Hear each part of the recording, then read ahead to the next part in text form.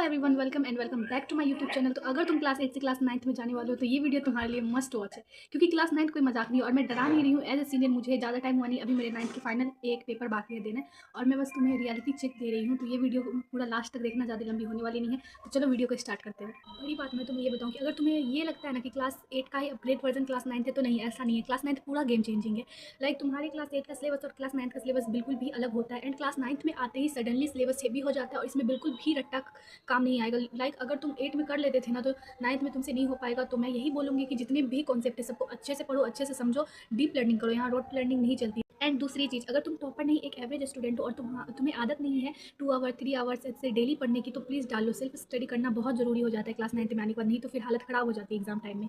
तो please self study के लिए टाइम निकालना क्लास 9 में आने के बाद। 8 तक तो सब ऐसे करते हैं, लाइक सब नहीं, जो टॉपर होते हैं वो तो करते ही है हमेशा से, बट जो एवरेज स्टूडेंट होते हैं वो ऐसा करते हैं कि एग्जाम टाइम में पढ़ लेते हैं। कोई चैप्टर पढ़ते भी है, डीपली नहीं भी पढ़ते, उनके क्वेश्चन कर लेते हैं और जो नोट्स होता है उससे ये कर लेते हैं। बट तुम नोट्स भी दूसरे के मत लेना ज़्यादा, तुम अपना नोट्स बनाना, ये भी बहुत इंपॉर्टेंट है। क्लास 9 में चैप्टर खुद से पढ़ के कॉन्सेप्ट समझना और उसके नोट्स बनाना, ये भी बहुत इंपॉर्टेंट है। एंड ये सोच के तो क्लास 9 में मत ही पढ़ना कि अभी क्या है, अभी थोड़ा नॉर्मल चिल होकर पढ़ लेते हैं, क्लास 10th में सीरियस से पढ़ेंगे। नो ब्रो, ये सबसे बड़ी मिस्टेक होगी। क्लास 10th की जो है ना 50% क्या प्रॉब्लम्स है वो तुम्हारे लाइक 9th के कॉन्सेप्ट कैसे थे, तुमने कैसे प्रिपरेशन की थी, इनसे अगर तुम अभी 9th में ही करना सीख जाओगे तो 10th तुम्हारे लिए बहुत ईजी लगेगा। तो प्लीज़ इग्नोर मत करना क्लास 9। एंड क्लास 9th में आने के बाद कुछ कुछ सब्जेक्ट लाइक सीरियस हो जाते हैं, उन्हें हम इग्नोर नहीं कर सकते, लाइक मैथ, साइंस और सोशल साइंस।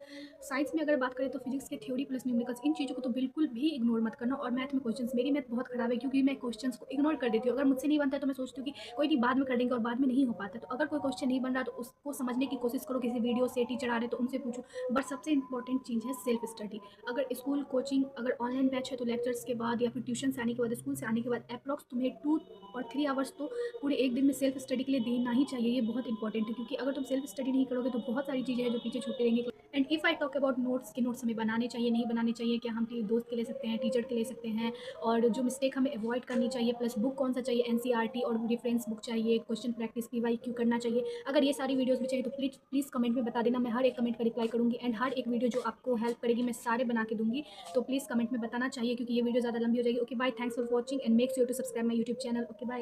एंड इंपॉर्टेंट चीज़ ये कि मुझे नहीं पता तुम्हारी 8 क्लास कैसी थी, अच्छी थी, नहीं थी, अब तक कितने परसेंटेज आए, बिल्कुल ही अच्छा नहीं था या कुछ भी। बट क्लास 9 का जो तुम स्टार्ट करना वो बिल्कुल पॉजिटिव वाइब के साथ स्टार्ट करना है कि लाइक हम बहुत अच्छा करेंगे, हम जो कर रहे थे उससे अच्छा करेंगे, अच्छे परसेंटेज लाएंगे। एंड ज़्यादा प्रेशर मत लेना पढ़ाई का।